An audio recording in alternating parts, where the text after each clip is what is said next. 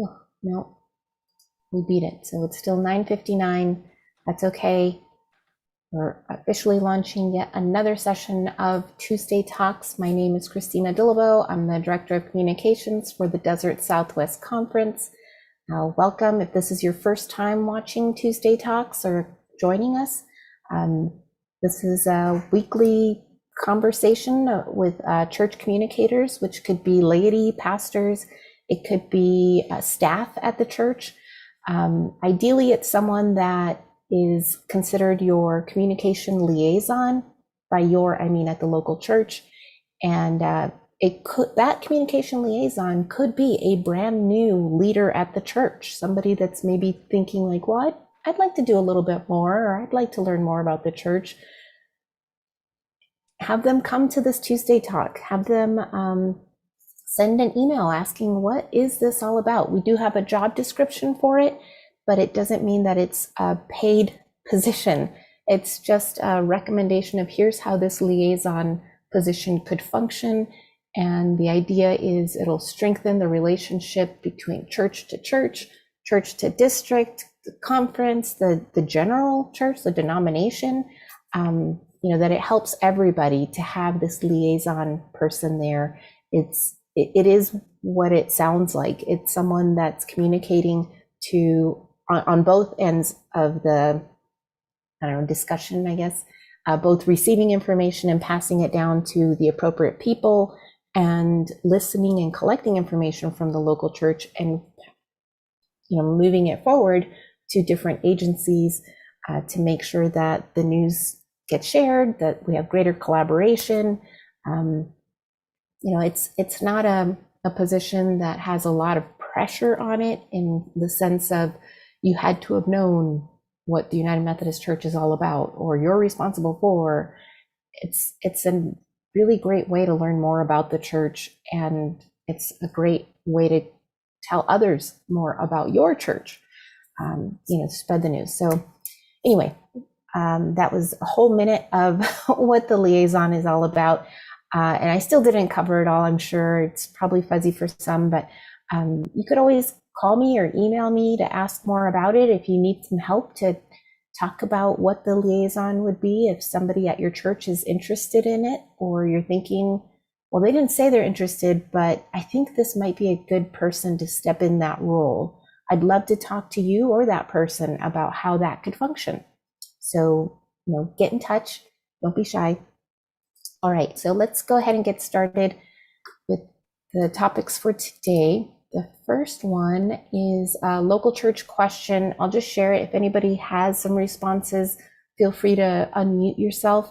You could always email me your thoughts about this question afterwards, and I'll share it with one of our churches from Safford. Asked about, they're thinking about installing a new electronic street sign for their church, and they were wondering about recommendations about who to talk to about this project.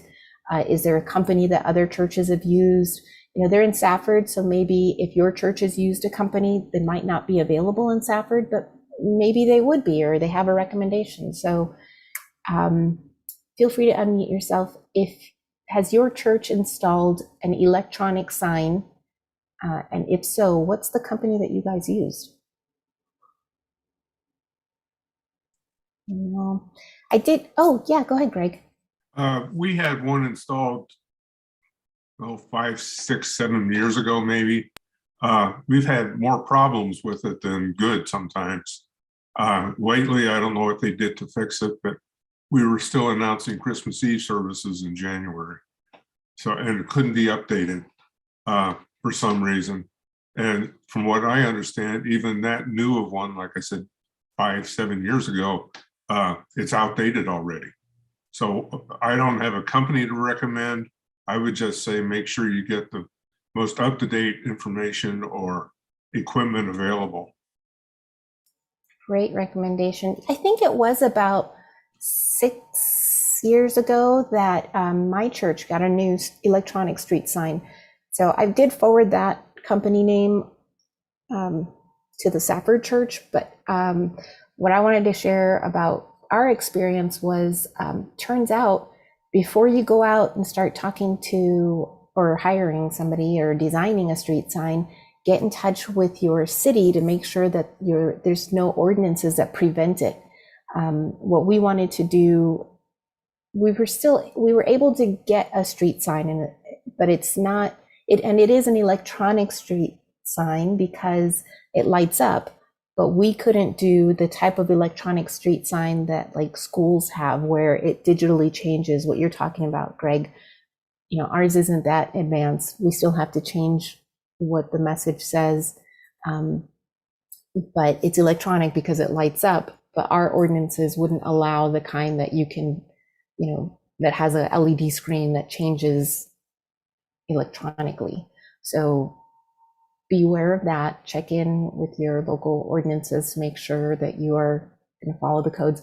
And I'm guessing that a street sign company would know about that and be able to point you in the right direction. But if that's not at all part of the conversation, watch out.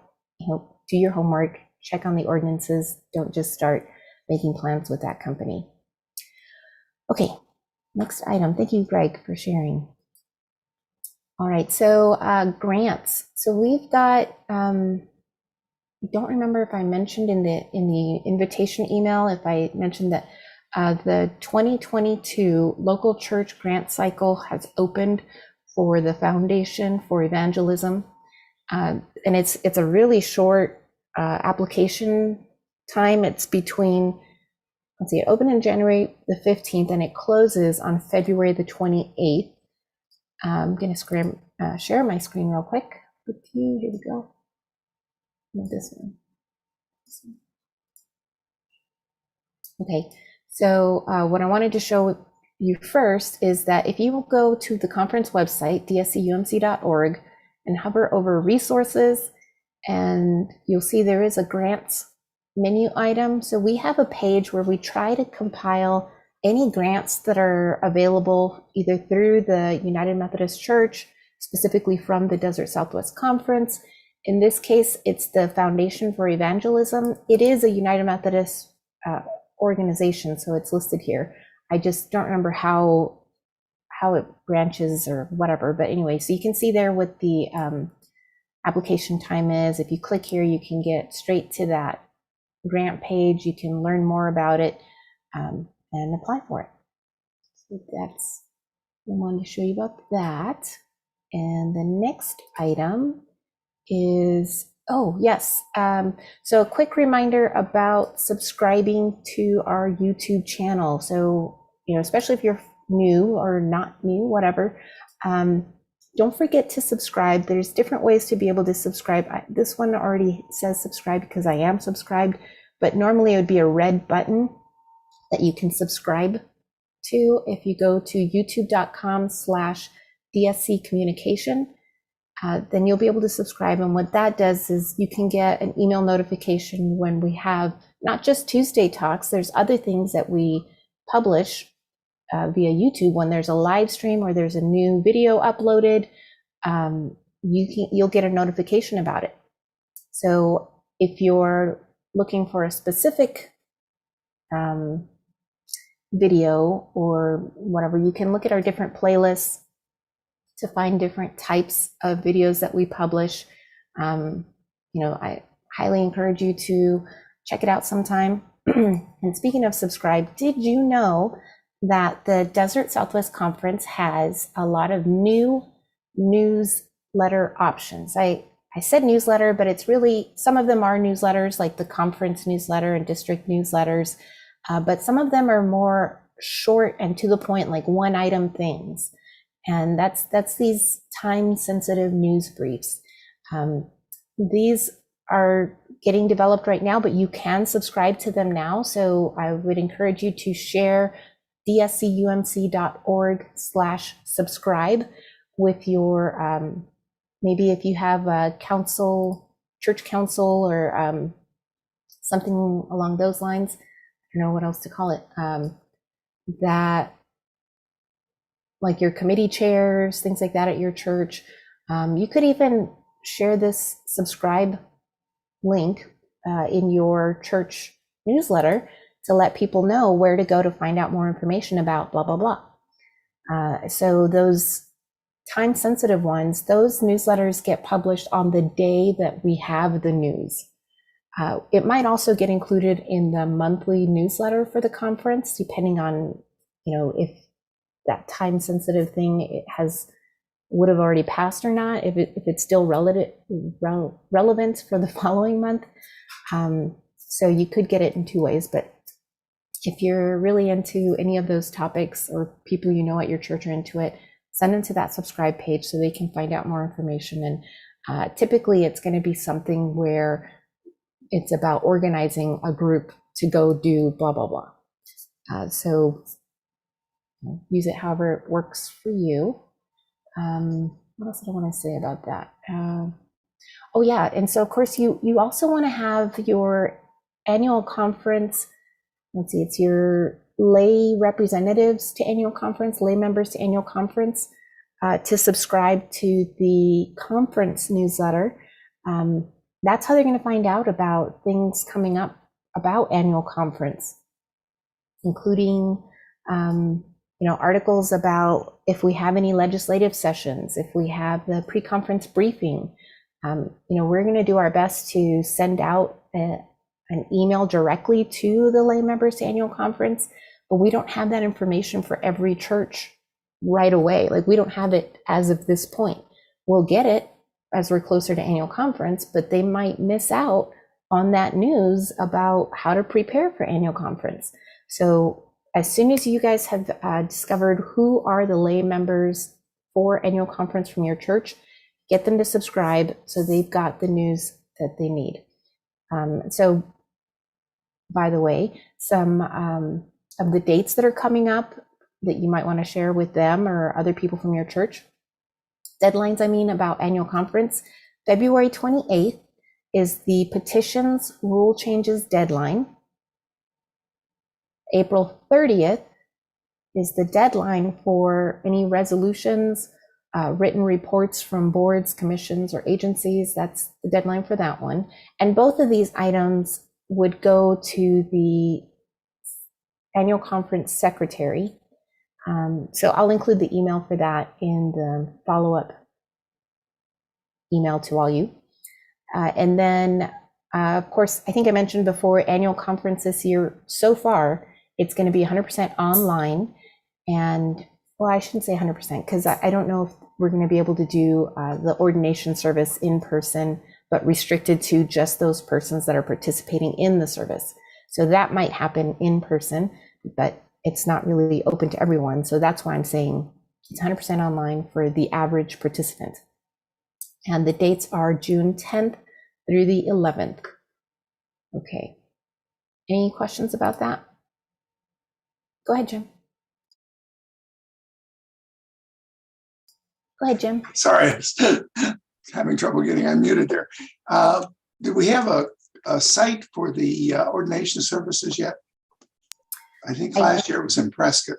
Yeah, I don't know yet, but we have a sessions meeting coming up. I think it might even be tomorrow.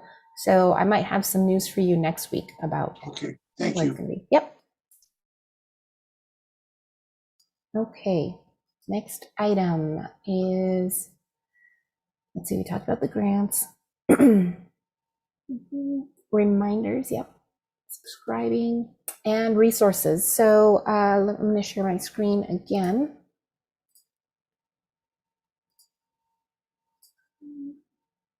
So the first resource, I've mentioned this before, it's the People of God campaign.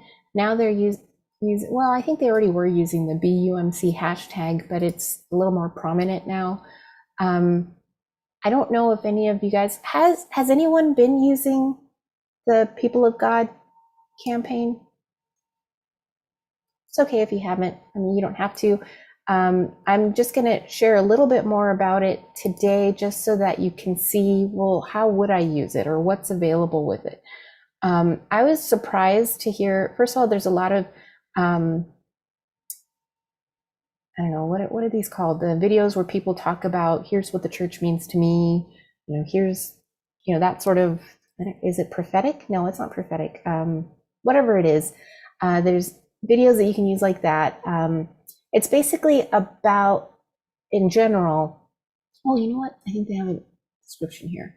It's about the core values of the United Methodist Church and how powerful we are as a connection, and what we have available to us, not really about for you guys as communicators, but for the average person that is hearing about your church. It's kind of a, here's what the United Methodist Church is all about. And you know, here's what we stand for. This is how we're transforming the world. It's that sort of a thing. There's social media stuff that you could use. There's the videos.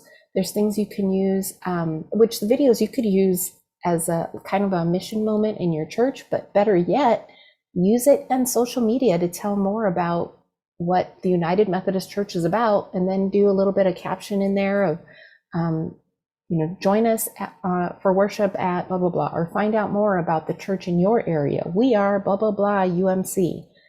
Click here to visit us on our website or see us on our social, you know, whatever it is.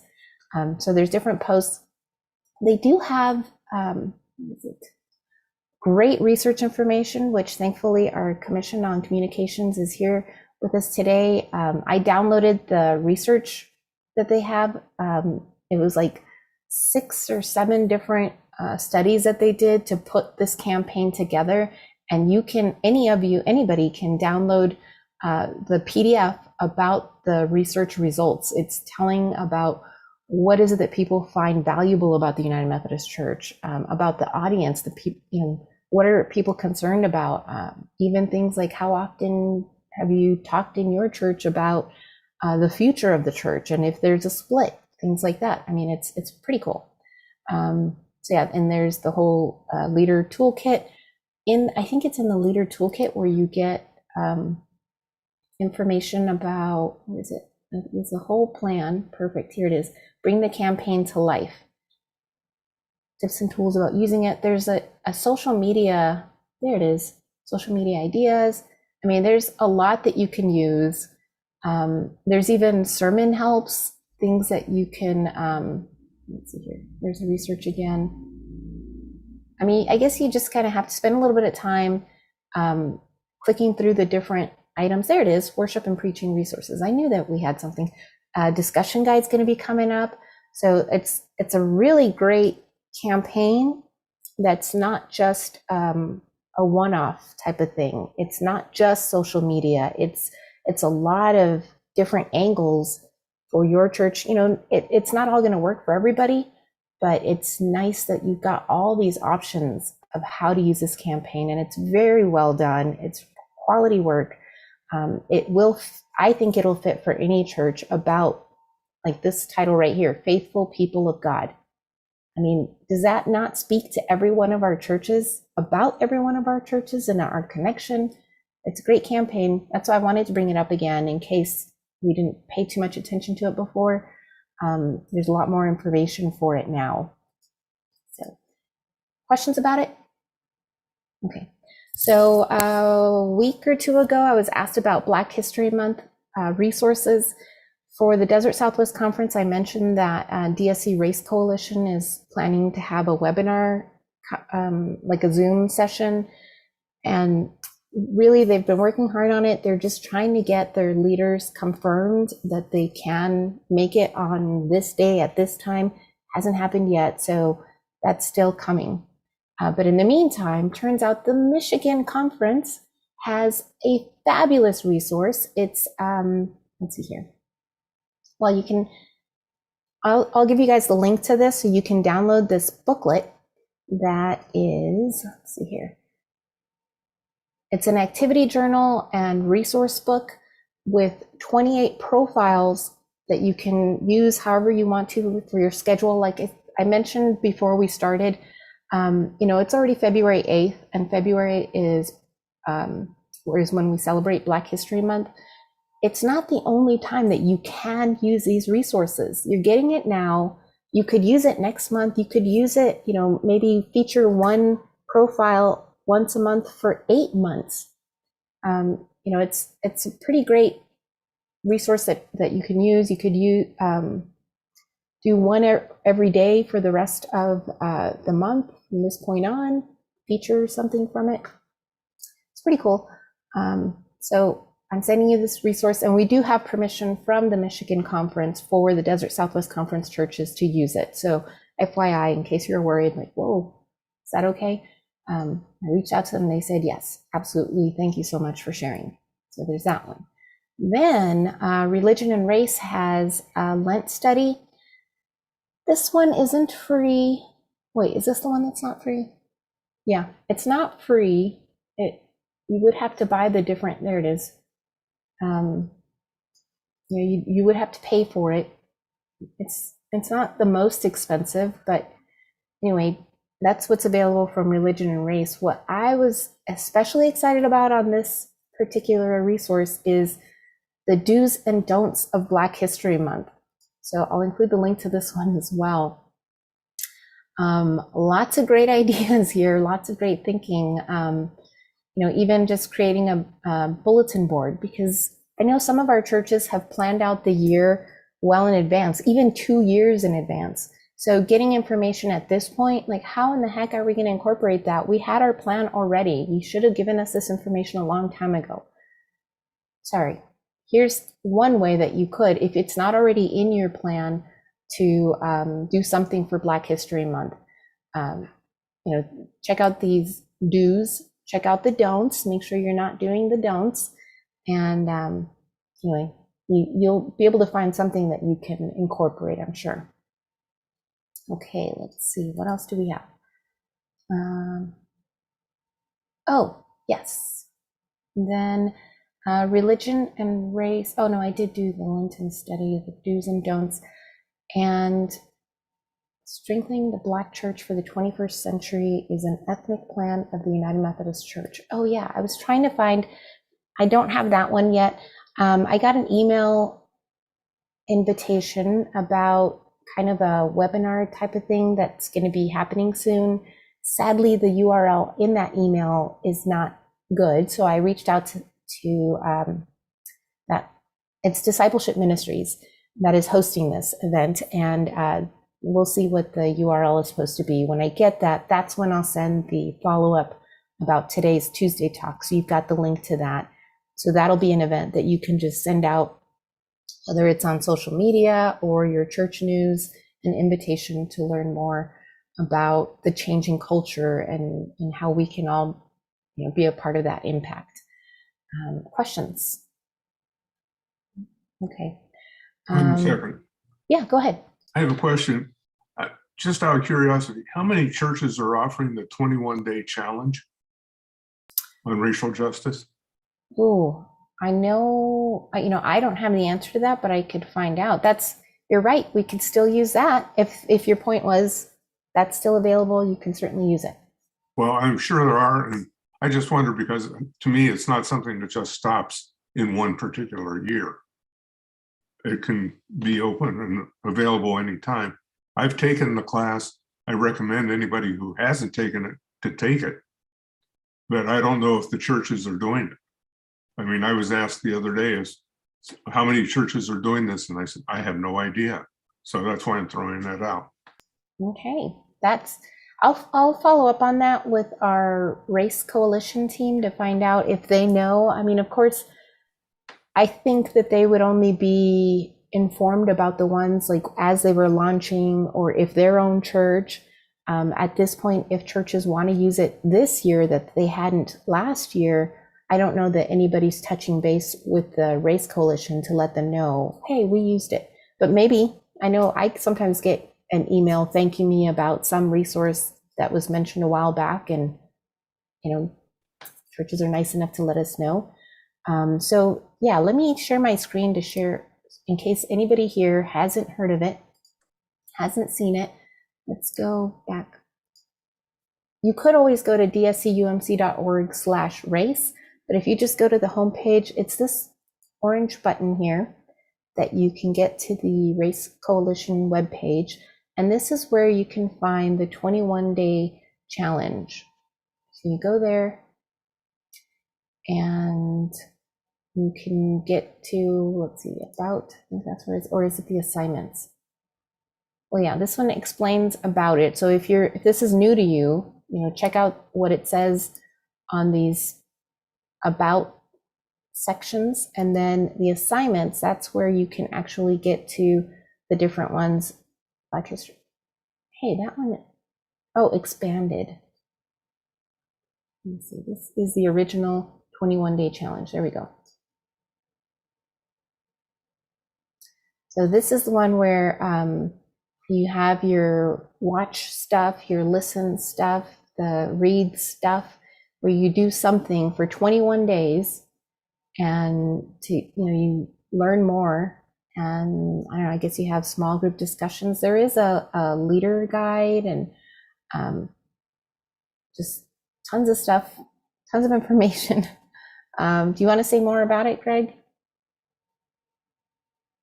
No, I'm just curious, how many within this group that we're with today, how many of you have taken it? So, oh, I see.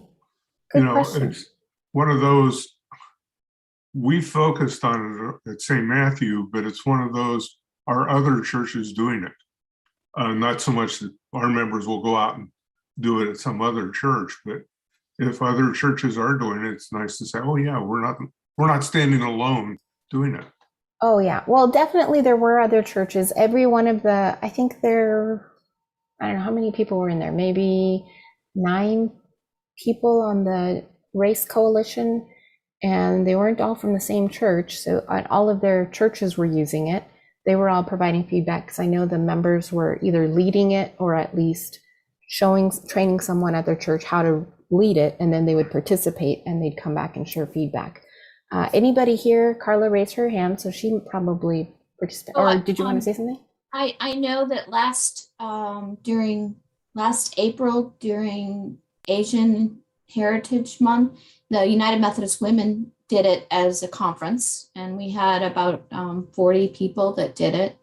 I participated when the conference did it, but my church, I don't know if my church has done it or not, because I participated with it with the conference. So I know that some people are still using the material, but it is good to remind them of it, Christina, maybe in a newsletter.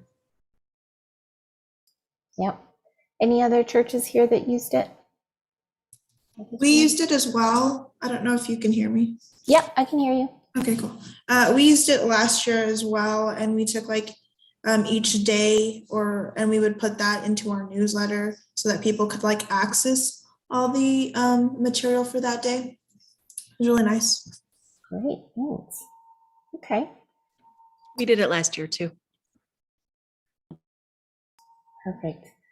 And really, the format works well where, it's nice that the team does provide those different things to read and different things to watch, but you could use that same format. And, if you have other articles or have different segments, videos, and things for people to switch it up a little bit, you could do it on your own.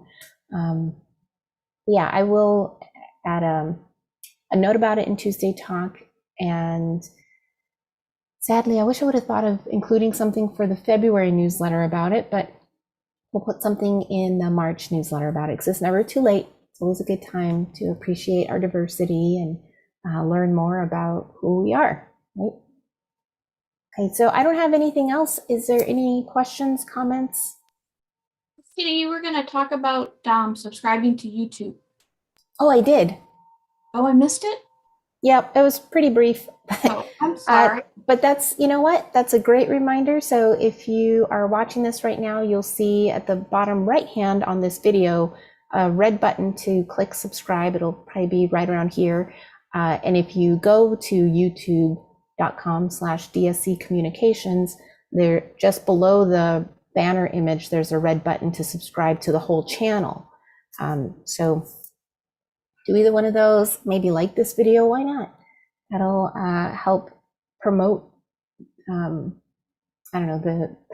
series, whatever it does, I don't know yet, but it's supposed to be a good thing. So subscribe, be sure to share the recording with your church friends that may find some value in it. If you have someone that you're thinking about to be the communication liaison, definitely share it with them. That's an easy way for them to take a look at, here's kind of the stuff that we do. There's been a lot of new job posts from local churches for the Desert Southwest Conference website. So I encourage you to check out the classifieds. There might be something there that you or your friends, somebody else might be able to utilize.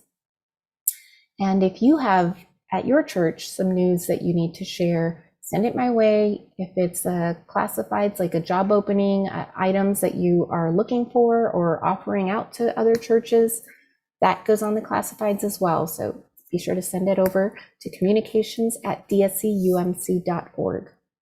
Thank you, everybody, for joining me today for another Tuesday talk. I look